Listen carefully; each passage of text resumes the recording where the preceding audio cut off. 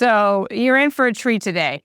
We have Beverly Buncher with us, and she is a family recovery life coach and arguably the nation's expert in this arena.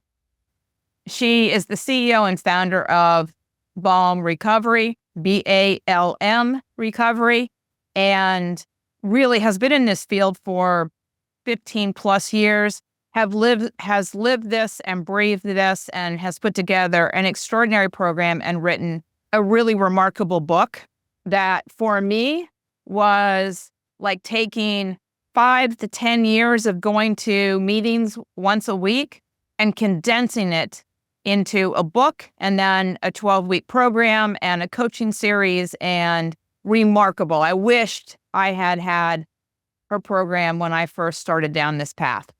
Anyway, you're going to learn from her today about stepping into the holidays. How do you actually set boundaries for yourself that are done out of love for the person that is dealing with substance use disorder and yet protects you? And then we all have these things that happen for us where we get angry, we get frustrated. And as Beverly says, we're kind of awash in it. And so we're going to talk about how do you get out of that? How do you begin to shift from the reactions that you're having to actually a place of peace and calm, observation, and doing things that will actually serve at a much higher level for the person that you love who's dealing with substance use disorder. So before I go on any longer, welcome Beverly. Thanks for joining us today. We're back with Beverly Buncher, who I just adore. We've had numerous conversations since the last time we did a podcast together, and I just wanted to have her back because she's just such a wise person in the world of all of this and has worked really tirelessly for 15 plus years in this space, has created a program, the BALM Recovery Program, that I am very keen on and support. So I want to have Beverly back today to talk a little bit more about, we're kind of in the throes of the holidays at this point, heading into between Thanksgiving and New Year's, and then we're going to head into Super Bowl. And this is kind of like prime time in terms of everything's up. Emotions are high, expectations are all over the map. This tends to be kind of a volatile time of year. So I wanted to give Beverly the opportunity to enlighten us in terms of some approaches that we might take, first steps that we might take, and to help us shift out of the anger, the lack of boundaries, the desperation, all that kind of swirls around us loving someone with substance use disorder. So welcome again, Beverly. Thank you so much. It's so good to be here, Cal. Great. Awesome. So if you would, you've been doing this a long time. What would be a first step for somebody if they're just so angry, honestly, they don't know what to do with themselves? Right. So we call that flooding in the BALM. And if a person is flooding, they have a few choices. They can scream, yell, pout, stomp their feet, and do the things that flooding will lead to. But first, let me tell you what flooding is. Flooding is when you're so upset you don't know what to do. Mm-hmm. And the blood in your brain goes down to your feet. And that's when people are prone to scream, to yell, to stutter, to repeat themselves, to not be able to think logically. Mm-hmm. So if you're watching this before you get into that situation, I'm going to give you some tips of how not to flood. Right. I'll even send you a sheet on how to avoid flooding that you can share with your audience. Would that that's fantastic. Absolutely. Flooding sheet. Let me just write that down. Okay. But, when you're flooding, as I said, the blood goes from your brain to your feet. And without blood flowing through your brain, you can't really think. So you want to get the blood back. And there are a few ways to do it. One is the breath. So having a breath practice is very important. That's why in the BALM, we teach mindfulness-based family recovery. Breathing, calming, becoming a person at peace. Let's say let's start with before. You're not in the situation. Then we'll talk about what to do when in. So you're contemplating a difficult holiday season. Here's a practice that works wonders that you can start right now. And it's called 4-4-8. You breathe gently, not like that. You just breathe in naturally to the count of 4, hold it to the count of 4, and you breathe out to the count of 8. We recommend as a practice doing this for 5 minutes in the morning and time and as you're falling asleep. As you practice this, your brain and your body will match it. It will become natural to you. And then something upsetting happens, breathe into the count of 4, hold it for the count of 4, breathe out to the count of 8. It's a wonderful practice and it helps break flooding. Fantastic. So there's 2 things I'm thinking about. One is, in a brain science perspective, the counting part really matters because the anger, the flooding is all in the brain stem, which is fight, flight, or freeze. And then the counting, we can't count here. So we can count up here. And so it calms us, but it also brings us up to the neocortex where we're able to make much better decisions out of, clarity and confidence and creativity when we're angry, we have no access. At that point, we're just in responsive mode. So yes. And if you can't see putting the counting and the breathing together, just you can do one of 2 things. Just do some breathing or count to 100, count back from 99. Oh, wow. Now that's because there's no logic, right? Right. And you need to restore logic to get out of flooding. Well, the other thing I think about when you say that too is it gets you present. Yes. The whole thing is to get present. I remember when I was a young woman, I would call my sponsor screaming, "He did this, he did that." And she'd say, "Stay in present time." And I hated it every time she said it, but it was the truth. When I stay in the present moment, there's not one problem in the world. It all exists here. And yes, my husband or son or daughter or friend may be doing things that are irrational, that are making my life difficult, but in the moment, I'm okay. And when I think about them, things get tough. There's a wonderful saying that I love. We live in the feelings of our thoughts. Yes. Right? Yeah. If I'm thinking, "Oh my God, this is horrible," my feelings escalate. Thought precedes feeling. If I say, "I can handle this. This is challenging, but I'm okay." Another great one that I love is, "I am enough. I have enough. I do enough." When you have that, and these kinds of little affirmations are really calming. So that when you face difficulty, you can absolutely handle it. Right. And what I think about when you said that is we are habit machines. And so habits of thought, habits of emotion, habits of behavior. And so what we're talking about here also is we're interrupting that habit of thinking. We're interrupting that habit of emotion. And then we're interrupting, therefore, the habit of the behavior that follows the thinking and emotion. And that's the opening for making change. Absolutely. And if you, and I'm talking to your audience right now, if you're in a situation where things are quite difficult and you're listening to me and going, "She doesn't know what she's talking about. She doesn't have any idea what I'm facing. Are you out of your mind? You want me to breathe?" Yeah. And it's do you? I've been there. Yeah. I'm not saying that the first time you'll be calm, cool, and collected. But again, as Kale just said, we are creating new habits of mind, habits of body, habits of living.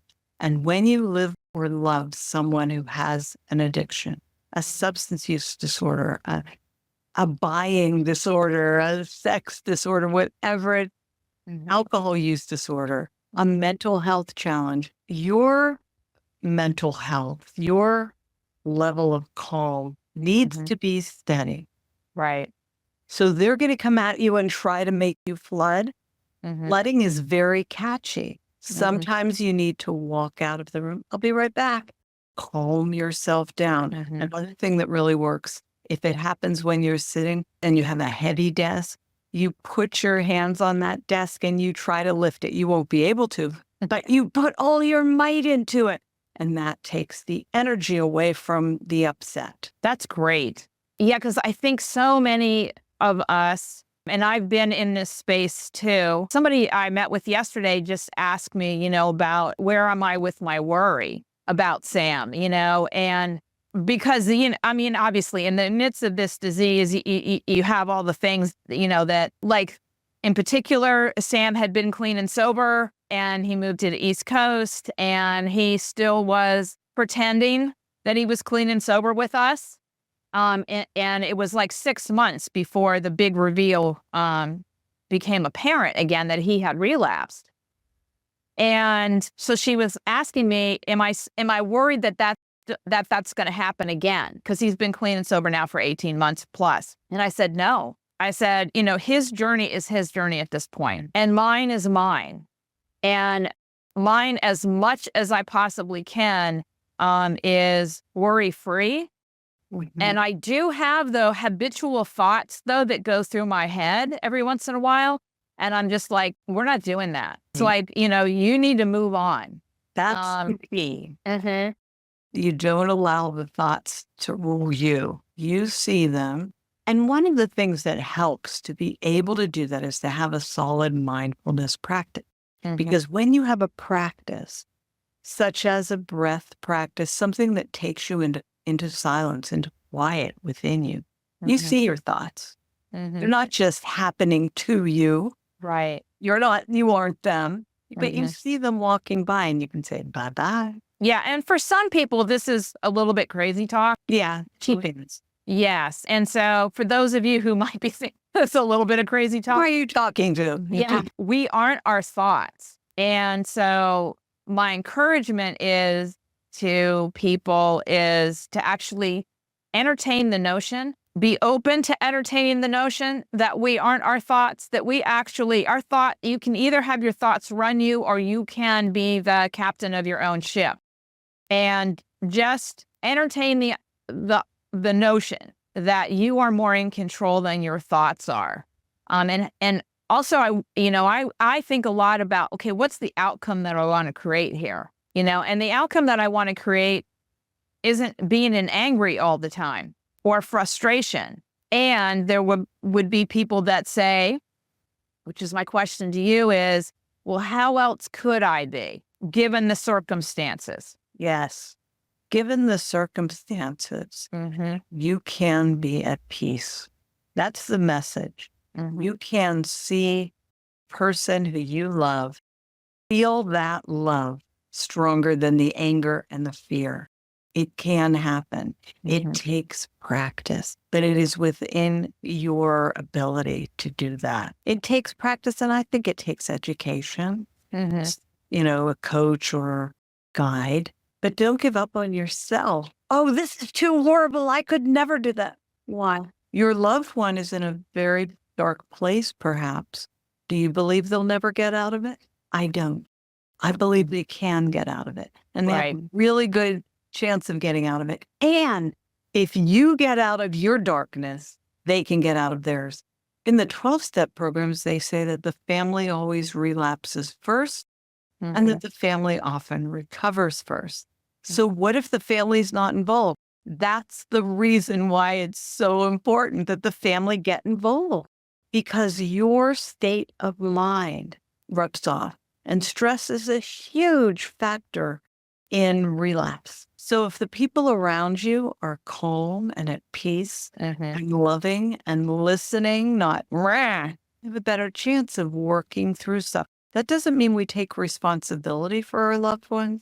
We simply recognize that we do contribute to their recovery or their addiction. Every family member is always contributing. So in the holiday season, if you can keep it in mind, if he spirals out and I do too, I'm helping make things worse. Okay, breathe. If he sees me as a terrible person and I come back with, and I hate you too, which is natural, but not helpful, and I'm not helping. Although one of my fondest memories is when I said to my husband, I'm Haitian.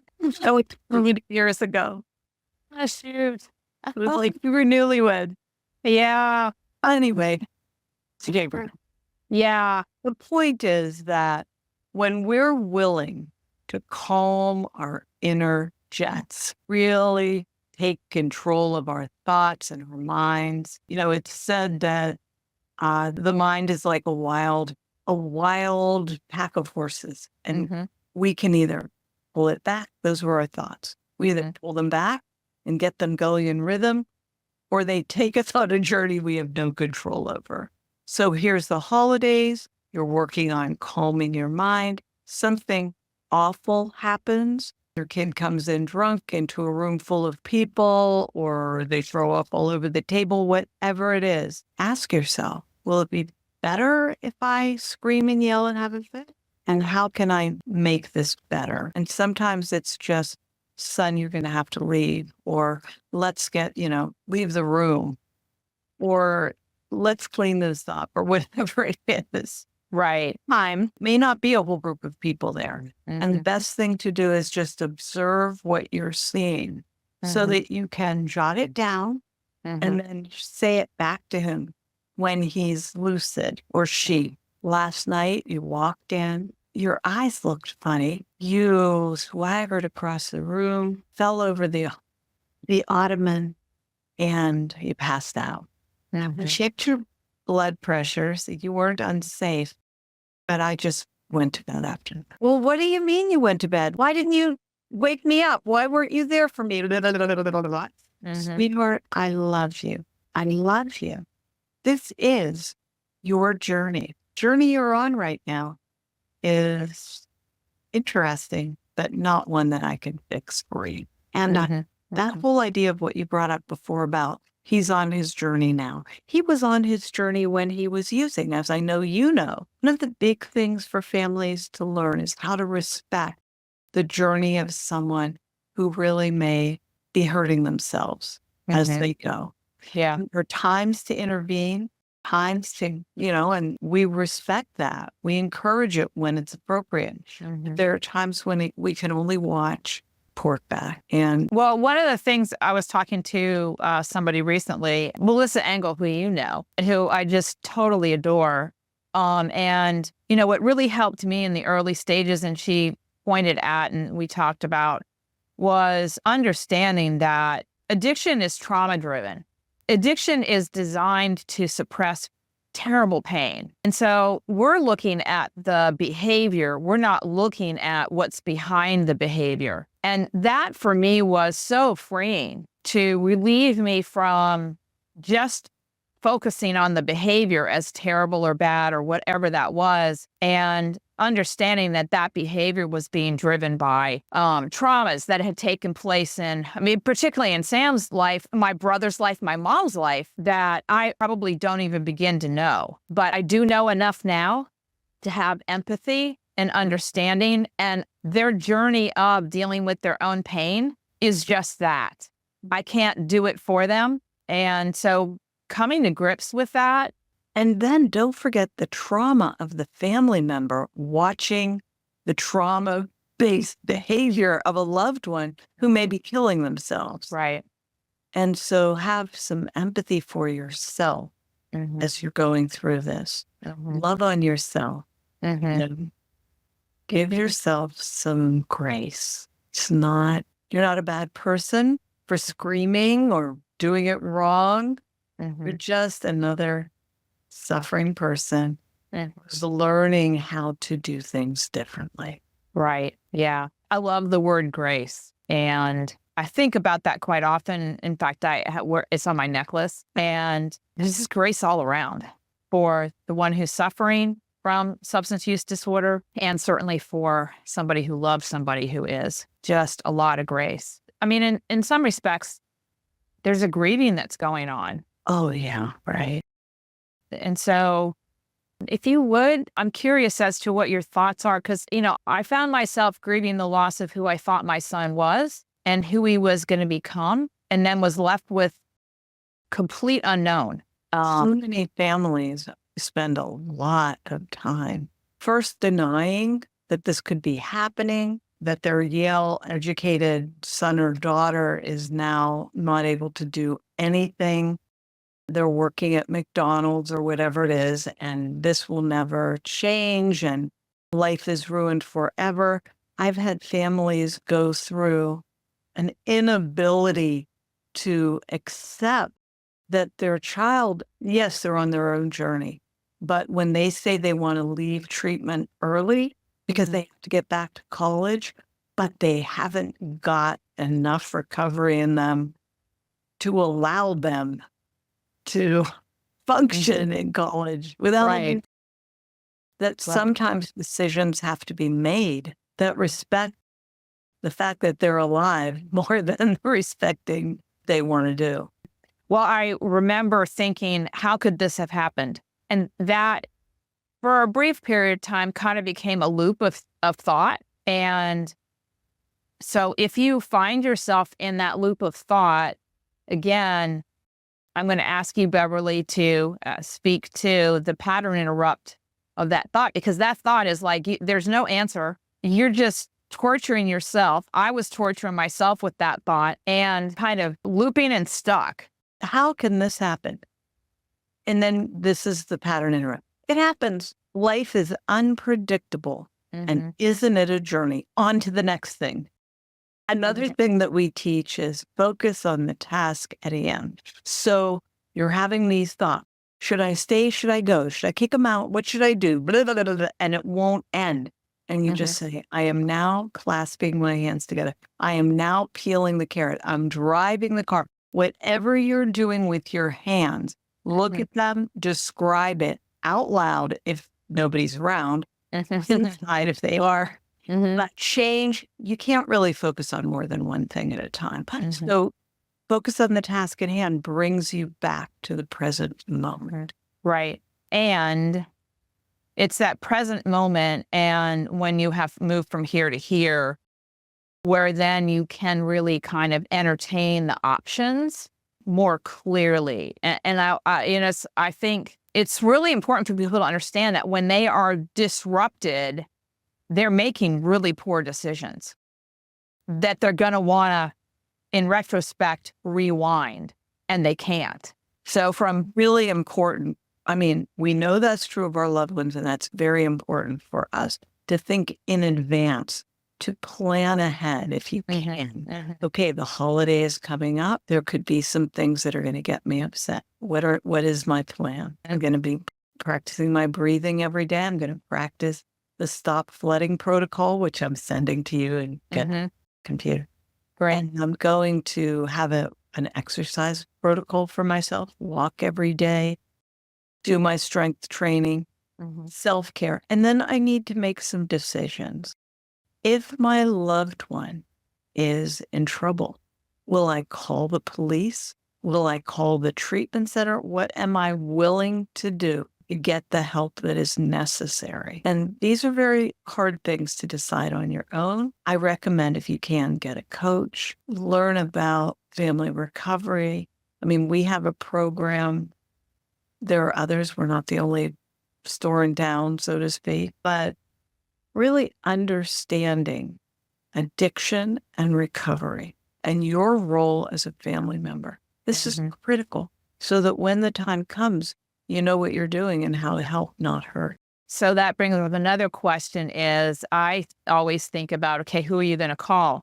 Well, my question is, when shame stops you from making that phone call, what do you do? So that's why it's so great to have a coach, because you call your coach, you've decided in advance, okay, if XYZ happens, I will make this call. And your coach encourages it. You may even do it together, or your coach may make the call for you. It's hard. And then once you're in a situation with your coaching, you're going to work through that shame. But I'm going to give you one line. We call this shame buster. Oh, great. You are connected to your loved one on a level deeper than their addiction or use disorder or mental health challenge. You are connected, eye to eye, heart to heart. Let go of stigma, let go of shame, and do what's best for the person you love, and not what's best for their status, for their education, what's best for their survival. Right. Right. Because if it's drugs and alcohol that they're involved with, it could be a deadly decision that they're about to make. And dropping the shame that you hold as a loved one, that you are married to somebody who's dealing with substance use disorder, and the shame, the stigma, the judgment that we have for ourselves around this, it can be crippling and isolating. Absolutely.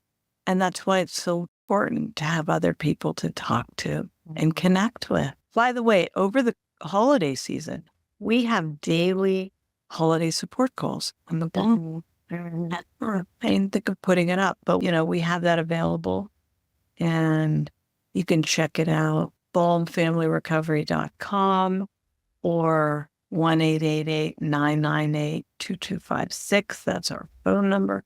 And let us know that, you'd like to come to a support call. Those will be running through the end of the holiday season. Okay. We'll put that in the show notes for sure. I can give you the details on that. That's people can get it. Yeah, because community is 95% of our success. And because culturally, we're kind of living in isolation at a level that we have never experienced societally before.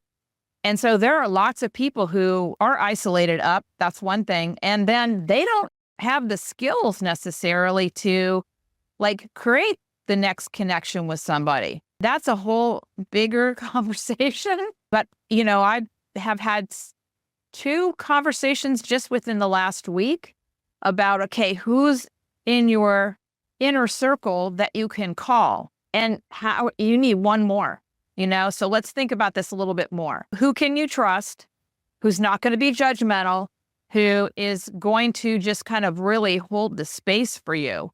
And so that's my question to the audience is, who can you call that you can trust, that isn't going to be judgmental? Please identify them, particularly, as kind of planning ahead as Beverly has talked about. And then who else can you add to that list? And then if all of the programs are available, some people want to do them, some people don't want to do them. If you don't, then what would you recommend, Beverly, in terms of, okay, you got to create one more person.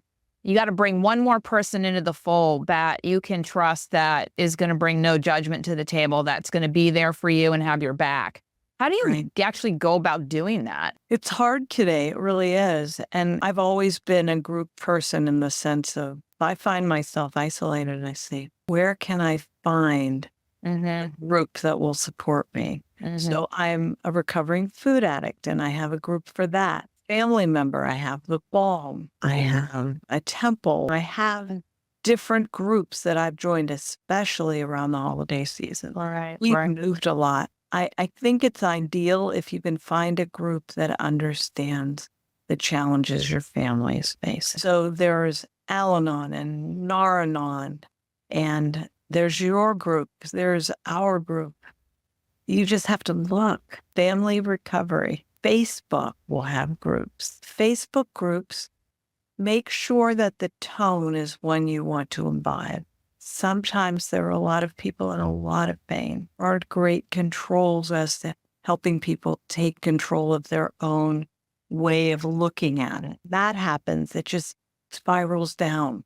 And members just become so upset. That's fine if that's the group you want, if you just want somebody you can vent to. But if you want somebody to grow with, somebody to listen, that could take some work to find the right person. And it's worth it. Oh my God, is it ever? Life changes on a dime. And I would ask, do you have a coach? Do you have a therapist? If you don't, seriously consider getting one. I have both. I'm not ashamed of it. I've been through quite a bit in my life. I have a lot of responsibility, and having people around me who are there to help me navigate. I love it. I do it for other people. I'll do it for me. Right. Yeah. I'm in the same place. And because, we both realize that our thriving in the world is a team sport. That's exactly right. Yeah. Right now, I'm in physical therapy because I hurt my shoulder. And I go twice a week. I used to be 3 times a week. Now it's twice a week. And I was saying to someone recently, that's one of my supports. I have a grand old time. I do my work. I talk to my physical therapist. It's just another support in my life. Nothing wrong with it. So who are your supports? That's what you want to ask. And if it's somebody who's going to judge you, it might not be a good idea. No, I mean, really, truly, we're usually judging ourselves so harshly anyway. We don't need somebody else piling on. That's right. So please, if you find that to be the case, step away. And what I've found in my journey is with every step along the way, when things got really dark or really, really tough, I took the notion and went, okay, I need to up my self-care. I need to up my regimen of what I'm doing, because when our energies are really challenged like that, because we're energy generators. So we're either energizing up in terms of generating in a positive direction, or we're generalizing down energetically. And so I want to keep my energy up consistently, because that's who I want to be in the world. And so that notion too, to be paying attention, and who you surround yourself with is either going to drain you or lift you. So which do you choose?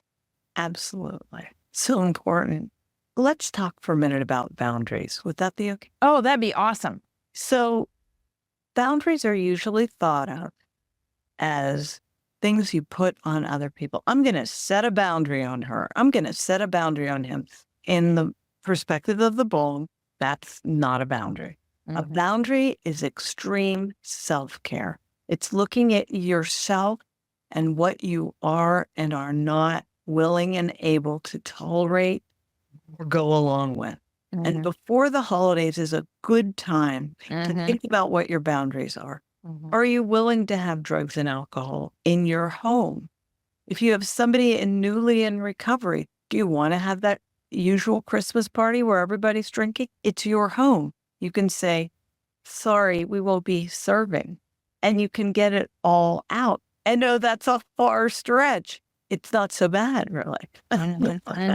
So there's that. There's car. Who gets to use the car in your house? If there's someone who drives drunk, you want to have a conversation before the holiday or before any day and say, listen, let's have an agreement. You drink, I drive. If you're drinking, I will not go in the car with you, and I would prefer you not put other people or yourself in danger. So how about if I drive? And oftentimes people will agree to that. If it's your kid, it's your car. I love the story of how Melody Beatty, she took the keys, she sent the license plates of her son's car to another state, mailed it.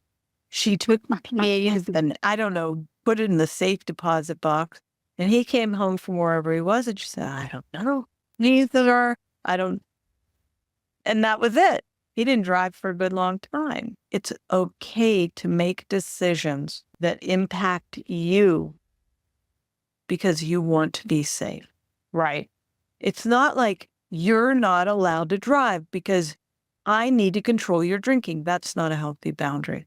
But I choose not to be involved with drinking and driving. I choose not to have my jewelry stolen from my home. Right. And that might involve taking it to a safe or not letting them stay at your house for a while, depending on. Yeah. And if you have medications in the house. Oh, yeah. Good key. So pre-thinking, if your loved one is going to be visiting for the holidays, how are you going to kind of safety proof the house from your perspective? And again, like Beverly's saying, think through. Like, just because they've flown in, if they can, for the holidays, does not give them license and permission to do some of the things that could show up. And if they do show up, pre-think. How are you going to handle it? Absolutely. Yeah. So we're right at time for sure. Is there anything else that comes to mind that I didn't ask that would be super, super helpful for our audience during this time of the year? Yes.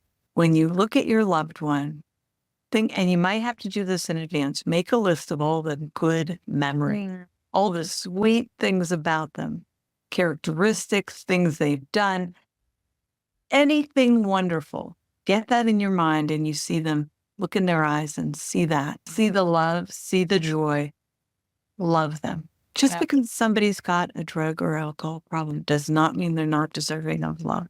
Right. They're struggling. Like if they had diabetes or a heart condition, you don't withhold love for illness. Right. So love them, learn how to protect yourself and do things that will contribute to their getting better, and have a wonderful holiday season. Thank you. Well said. Yes, absolutely. So again, deep gratitude for you and what you've brought to our audience and what you're doing in the world. And just, yeah, I'm so grateful for you, Beverly. Thank you so much. And for you as well. Thank you. Happy holidays, everybody. So I just want to say how grateful, deeply grateful I am for Beverly Buncher. Today was a great conversation about flooding emotionally, about getting a handle on your anger, about handling boundaries that keep you safe, and also continue to love the person that you love with substance use disorder. This was very tactical today. How do you, during the holidays, set it up so that you can have success without unrealistic expectations, and pre-think how you're going to handle the holidays? Who do you want to be during the holidays? So again, Beverly, such an incredible resource. Thanks for joining us today. Happy holidays.